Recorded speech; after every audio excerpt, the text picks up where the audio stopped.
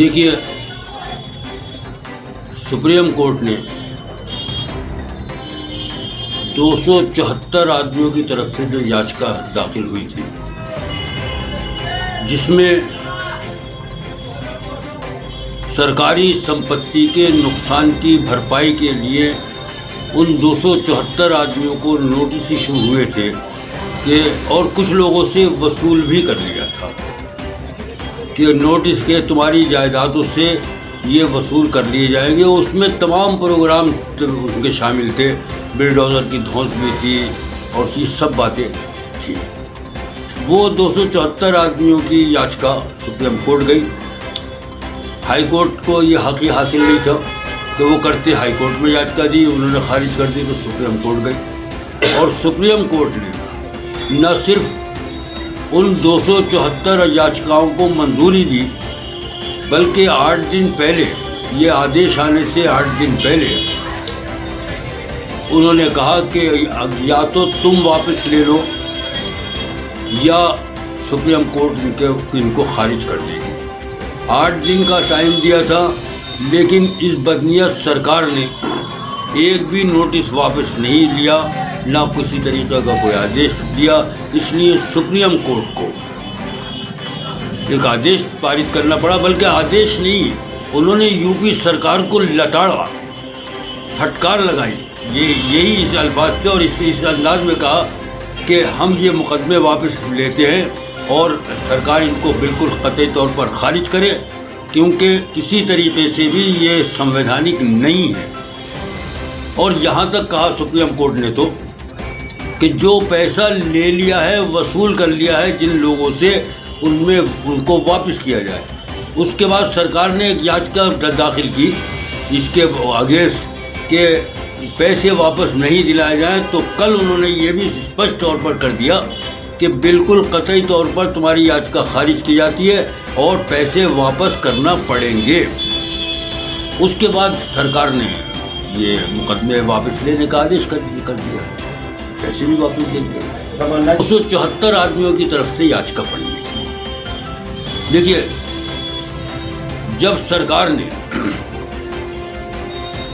किसान आंदोलन के दौरान लगे हुए मुकदमात को वापस किया, तो ये एक नज़ीर बन गई।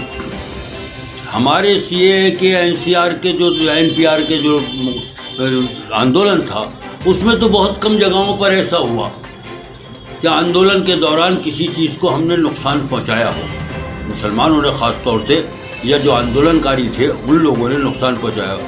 लेकिन किसानों ने बाज़ाब्ता तौर पर नुकसान पहुंचाया, बल्कि यूँ कहना चाहिए कि रोड बाधित कर दिए, बॉर्डर बाधित कर दिए, बॉर्डर सील कर दिए।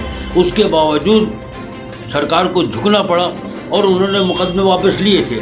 अब कोई भी औचित्य सरकार के पास नहीं था, इसलिए सुप्रीम कोर्ट ने इंसाफ करते हुए कि जब इनके वापस लिए हैं तो हमारी भी 274 याचिकाएं मंजूर की। और उसमें बाकायदा तौर पर लिखा है, मैं बार बार 274 कह रहा हूं, कि 274 लोगों पर जो नोटिस दिए थे वो वापस लिए जाएं, ये तक। ये बिल्कुल जैसा आपने फरमाया, ये हम जानते थे, क्योंकि इन धरने प्रदर्शनों की तुफैल में अंग्रेज़ों से हमें आज़ादी मिली थी। हमने धरने किए थे, हमारे प्रदर्शन किए थे। हालांकि अभी पिछले दिनों सीओ साहिबा ने हमसे कहा था, जो पिछली थी, कि ये बेकार लोगों की बात है, बेकार लोग धरना प्रदर्शन करते हैं। आज सुप्रीम कोर्ट ने ये साबित कर दिया कि ये बेकार नहीं है, ये लोकतांत्रिक अधिकार है, संवैधानिक अधिकार है, नैतिक अधिकार है। यदि सरकार किसी तरीके से भी कोई जनता के विरुद्ध कोई कानून बनाएगी तो उसमें हमारा नैतिक अधिकार था। और आज सुप्रीम कोर्ट ने ये साबित कर दिया कि ये हमारा संवैधानिक, कि हमारा ये अधिकार है। देखिए, अभी सुप्रीम कोर्ट से एक ऑर्डर आया है, जिसमें अभी हमें सूचना मीडिया के माध्यम से मिली है।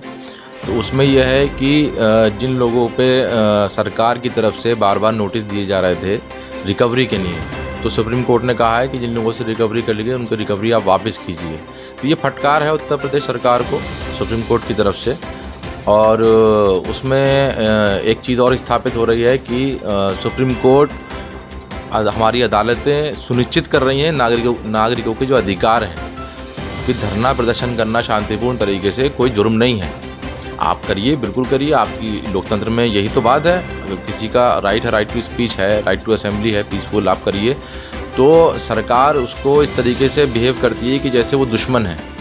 जैसे अभी किसान आंदोलन हुए थे, आपने देखा होगा कि उनको खालिस्तानी, आतंकवादी, ऐसे ही हमें भी कहा गया, हमारे साथ भी वही सलूक किया गया।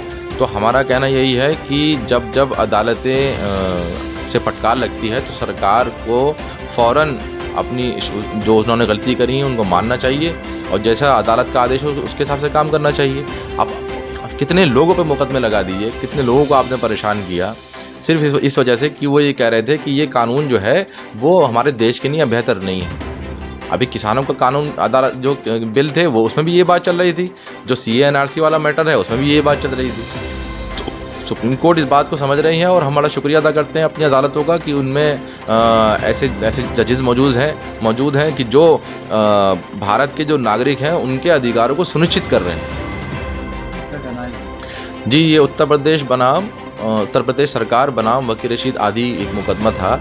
तो ये बहुत सारे ऐसे मुकदमे हैं, हमारे बहुत साथी भी उसमें शामिल हैं जिन पे मुकदमे करे गए। एक मसला बहुत उठा हुआ था जब NRC अंजार का धरना भी विकास से उठा था लॉकडाउन के समय पर, तो उसके आदेश, ईद का आदेश बंद करने का आदेश सरकार के थे या नहीं?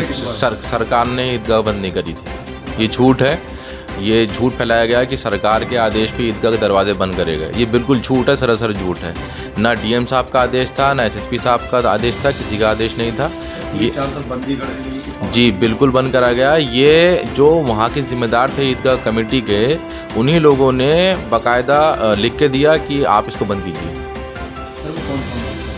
अब वो जो जिम्मेदार हैं, आप सबको मालूम है कौन कौन जिम्मेदार लोग थे सर आपके मुकदमे में? हाँ, वो उसमें बहुत सारे कांग्रेसी नेता और समाजवादी के नेता उसमें गवाह हैं जो मुकदमे महिलाओं पे और बुज़ुर्गों पे और नौजवानों पे हुए। उनमें जब चार्जशीट कोर्ट में दाखिल की गई है तो उसमें वो औपचारिक गवाह हैं वो लोग उसके अंदर। देखिए अभी चार्जशीट, क्योंकि कोर्ट में अभी केस चल रहा है, देखिए अभी कोर्ट में क्या आदेश आते हैं उसके बाद ही सारी बातें बताई जा सकती हैं। सरकार को ये मुकदमे क्या कोर्ट से खारिज हो जाएंगे सारे मुकदमे, क्योंकि इसमें जो वो एविडेंस दे रहे हैं, आप मुरादाबाद में आप देखिए एक पत्थर इधर से उधर नहीं हिला। इतना शांतिपूर्ण तरीके से पूरे देश में धरना प्रदर्शन अगर कहीं हुआ है तो मुरादाबाद में हुआ है। उसके बावजूद आपने जो है वो इतने मुकदमे कर दिए लोगों के ऊपर, इतनी धाराओं में कर दीजिए। तो ये सब चीज़ें अदालत देखती है, ये टिक नहीं पाएगा बिल्कुल भी नहीं। इनका हम बहुत बहुत शुक्रिया अदा करते हैं कि जब जब ऐसे फैसले आते हैं तो नागरिकों का जो भरोसा है वो लोकतंत्र में और बढ़ता है, कोर्ट में और बढ़ता है। तो ऐसे फैसले आते रहने चाहिए जिसमें नागरिकों के अधिकार सुनिश्चित किए जाएं और जो सरकारी तौर पे उत्पीड़न हो रहा है उस पर फटकार लगाई जाए।